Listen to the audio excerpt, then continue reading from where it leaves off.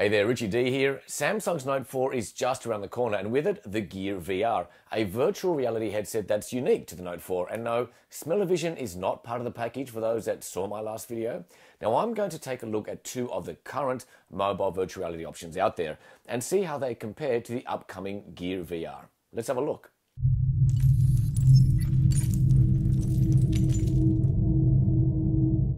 The most inexpensive and easiest way to give mobile VR a go is to construct a Google Cardboard kit.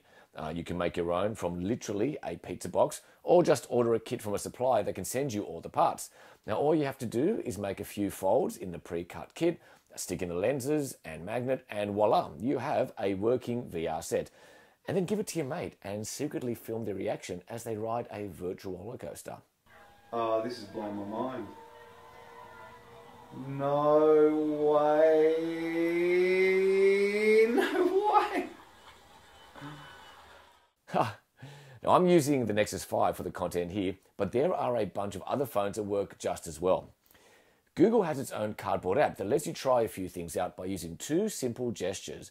Turn the cardboard sideways to get back to the main menu, and use the magnetic ring as a sliding selector, which the Nexus senses as an electrical field change and pops you into the app.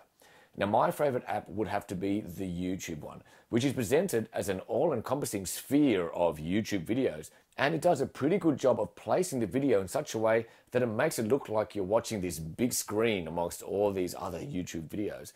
The main thing you notice here, of course, is that I'm using my hands to keep the cardboard on my face, which can get tiresome once the novelty fades off.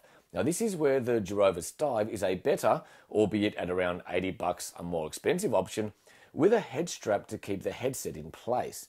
Now the other important thing here is that the lenses on the Google Cardboard are fixed in place, whereas on the Dive, they are adjustable. To ensure you get the most clear and immersive viewing experience, they can be tweaked in position until they suit your eyes. Now on the Dive, I'm using a Galaxy S4 with the same resolution as the Nexus 5, and it fits snugly into the phone, although it can be very easy to accidentally turn the phone off or change the volume. The best app to demonstrate here is the Dive roller coaster ride that I showed you earlier.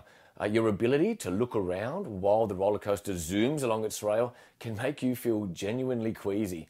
Now for something more serene, the underwater app is also fun, with random creatures floating in and out of view. But where the Google Cardboard had an innovative way to navigate between apps, there's actually no real navigation possible with the Dive. You sort of have to take the headset off, take the phone out, and change the app. To be honest, that does get annoying. Now the head strap also seems to be a little ill-fitting. It doesn't matter how I adjust it, it still eventually slackens off and slips down, so I seem to be constantly fidgeting with it. Now the really noticeable aspect is how hot the S4 gets. Now you don't get this kind of heat in Google Cardboard because frankly, you'd never hold it up to your head that long for it to heat up. But I've never felt a smartphone get this hot before. That said, the Dive is great for watching 3D film clips and passive immersion in virtual worlds.